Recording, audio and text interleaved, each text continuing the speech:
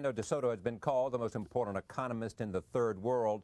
He is the founder and the director of Peru's Institute for Liberty and Democracy. He's a champion of market economics and property rights in Latin America, as well as Egypt and Romania and Haiti and also the Philippines. Came to widespread public notice in 1989 with a translation into English of his book, The Other Path. In 1990, he became principal advisor to Alberto Fujimori, then newly elected president of Peru. He resigned at the time of the president's coup d'etat. Last year, Time magazine named de Soto one of the 5 leading Latin American innovators of the century. His new book, The Mystery of Capital, he talks about the question of why capitalism triumphs in the West and fails everywhere else. Welcome. Hello. Great to see you. Thank you. Why does it fail everywhere else and triumph in the West? Well, because the West have property rights systems, and property rights systems seem to be about ownership. And what we're discovering more and more is that it's really the system that undergirds the system of values called the capitalism. In other words, you have property rights in the West. In developing nations, we do too, but they're not legal. Once you legalize them and you have record-keeping systems and you have tracking systems and you've got contracts and you're able to get all the information about somebody's ownership over an asset, all of a sudden you obtain enormous amounts of data that you do not in developing nations. And the fact that we therefore don't have that property right system means that we don't have all the infrastructure that is needed for value to be transported and for transactions to be made and deals to be cut. Okay, but I mean, instantly people would stand forward and say there are lots of values among people who do not own property. That's values of respect and integrity and honor and whole lots of other values. But in terms of economics and commercial reasoning, that is captured in the property system.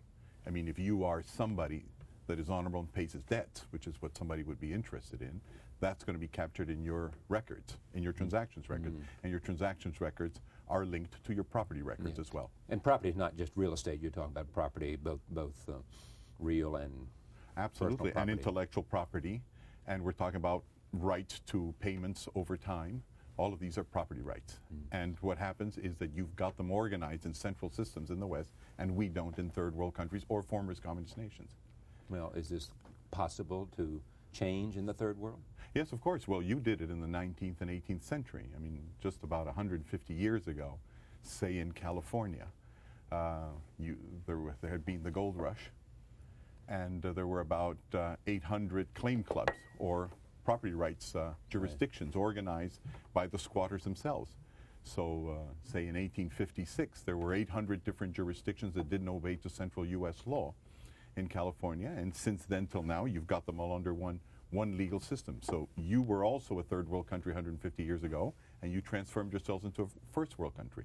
The same occurred for most countries throughout the world. And how long will it take in the third world? Well, if we don't do anything explicit about it, and we follow your formula, which is to zigzag our way to prosperity, it could take 300, 500 years. I mean, since the times that Venice was a very prosperous Catholic city, and so was Florence, until all of Italy basically started having the rights to prosperity, not only some Italians, but all Italians, it took 500 years. What we say in the book, in The Mystery of Capital, is that there are shortcuts. So certain countries have done shortcuts, and once we learn what you did, what was necessary, but especially the importance of property rights way beyond ownership, we should be able to get there very quickly. The Japanese did, for example, under MacArthur's occupation. They converted from a feudal system into a property ownership system accessible to all Japanese in a matter of 3-4 years. Run by an autocrat? Yes. Sometimes the process takes place democratically, sometimes it runs with autocrats. But what happens, of course, is once it takes place and you empower people because they own things and they can defend these rights, the tendency is to move towards democracy, which is what happened to all Western countries with property rights. What if you move towards democracy first? Does that, I mean, as we seem to have done in Russia? Well, I'm not too sure that the problem is democracy first or property ownership first. I think there are various roads that lead to property. In Britain, for example, the moving towards democracy had a lot to do with property. In Japan, not necessarily. The important thing is that democracy is very much enhanced by the property rights system. Take China, for example, where there are increased recognition of property rights. Yes? Well, increased may mean that we're talking about something that maybe benefits 5–10% of the population. If that's increased, yes, I agree. But it's growing. I mean, there is It's a growing, respect sure. for, there is a respect there for capitalism in China. Yes? There is respect, and there's also Capitalism controversy. is based on property rights. Well, but I repeat, it's something that's growing. 5–10% of the population, maybe 15% of the population. And there's also, for the moment, lots of resistance to it. There are peasants marching. They don't like globalization. They don't like the system. Now, let me tell you something. The fact is that in many developed countries, you do have property. You may have seen in my book that once I was called in by the Indonesian cabinet, remember? And the idea for them was, well, you've been doing this titling in Peru. How do you know who owns what? We of the Indonesian government happen to know that about 90% of our people own assets, but they own them informally. They own them extra-legally. How do you find out who owns what so we know who to put in the records, who to give the titles to? And my reply was, I've been walking in Bali, beautiful area. All you do in that island is, as a matter of fact, walk all these beautiful rice fields, all these palm trees, all these pagodas. And every time I walked from one property to another, a different dog would bark. So here's the idea. There's property all over the world. I'm not talking about that. I'm talking about whether the property is part of a legal system that allows you to systematically identify ownership and get all the records in place. What I'm saying is that once that happens, when it's vertebrated by law, when it's brought together, you get such an amount of information, such amount of people obeying standardized and uniform rules that it allows contracts to be possible. So we may find that in China there's a lot of property. The question is, how much of it is legal? How much of it can you actually find out who owns what and who has rights to what, looking at records and contracts that are well established, easy, well classified and easy to obtain? Or is it very difficult, like in Indonesia, where you have to go and listen to the dogs? Did the economic collapse in Asia, then Russia, then Brazil, give capitalism in any way a bad name?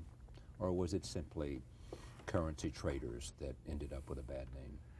Well, both really, because some people tend to associate one with the other, and it's important to make the distinctions.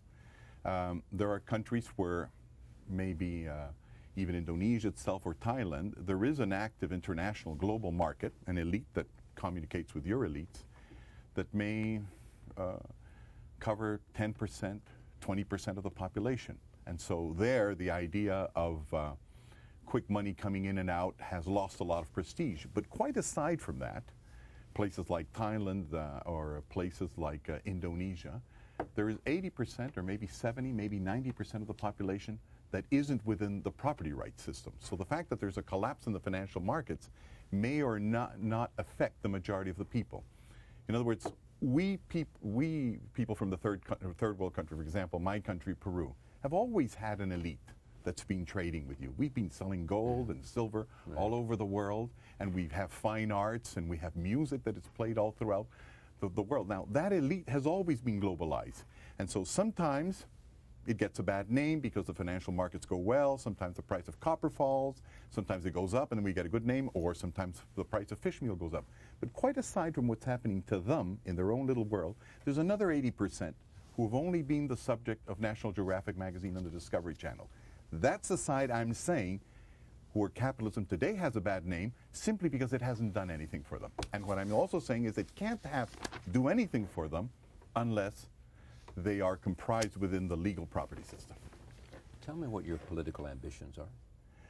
Well, for the moment, they're being fully realized. I'm having influence with my ideas about property, not because they're ideas. These are things I've picked off the ground. I'm finding that when we were told, you know, what you've been seeing has a lot to do with the Spanish culture.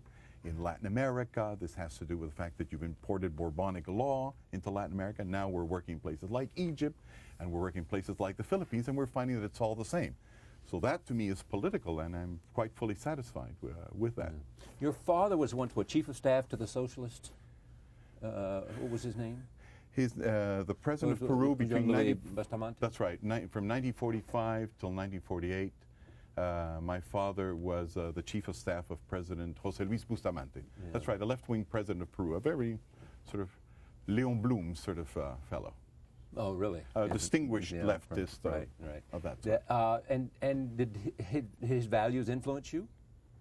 Well, yes, in the sense that he was extremely concerned about the poor. I mean, when you go to Latin America, there's a clear division mark between the poor and the wealthier part. So that part, of course, touched me very much since the beginning. You just had different solutions as to how to affect their lives. That's all. That's absolutely all. Throughout university, I probably tended towards the left.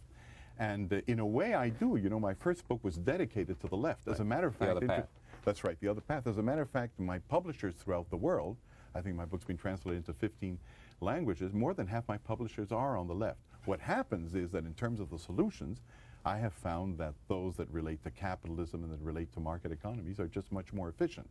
And as a matter of fact, they also correspond to reality. The trouble is it doesn't correspond to the reality of the superior classes. It corresponds to the real micro-market systems that exist in all developing countries and which need to be brought together, undergirded by a standardized legal system. What do you think of post-Fujimori Peru? Well, it's still in formation. It's been very unfortunate for us because a lot of hope had been placed in Fujimori. Fujimori had everything going for him. He was of Japanese descent, a very humble family. Father had been a gardener, a tailor sometimes. And so he wasn't linked to Peru's oligarchy or the privileged lot. And so we thought that he would be able to break with the past and open the country up to open opportunities for all of the people. And he's disappointed all of us, of course. His legacy is what? Well, for the moment, his name equates with corruption, because that is the overwhelming conclusion we have today. It's very hard to have another one.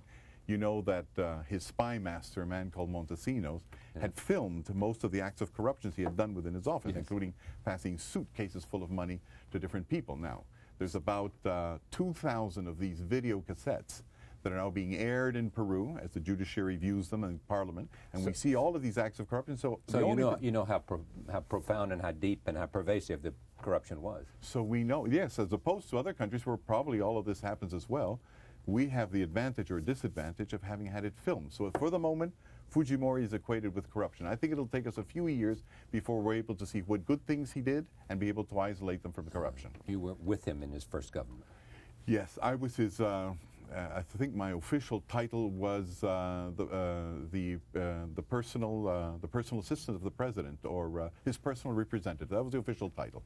So we organized governments for him, and we organized over 400 pieces of legislation. Was he an honest man who was corrupted by the process, or did he come to power with a... If I had suspected that he came to power with greed and with the capacity of doing dishonest things, I wouldn't have worked with him.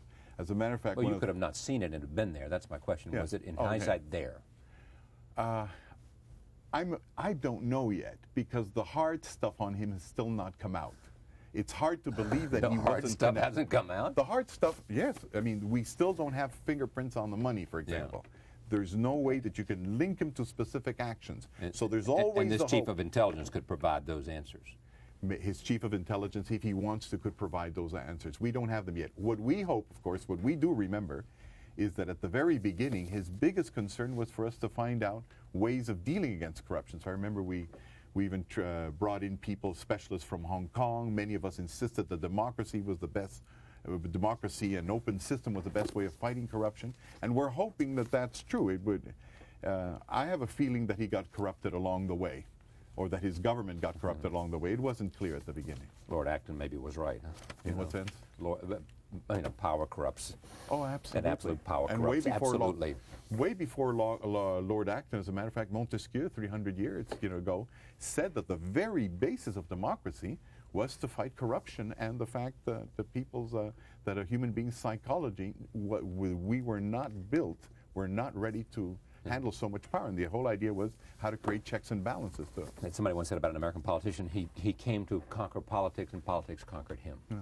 Yes, this is an unfortunate story in that direction. The Mystery of Capitalism, Hernando de Soto, author of The Other Path. It is one of the great questions facing not only the United States, but Europe and Asia and Latin America and Africa, is the fact that so much of the world is living in unacceptable circumstances of poverty. And so one of the one of the searches ought to be, and high on the agenda ought to be, how do you change that equation? And one of the ideas put forth is those here in this book, The Mystery of Capital. Thank you for coming. Thank you. We'll be right back. Stay with us.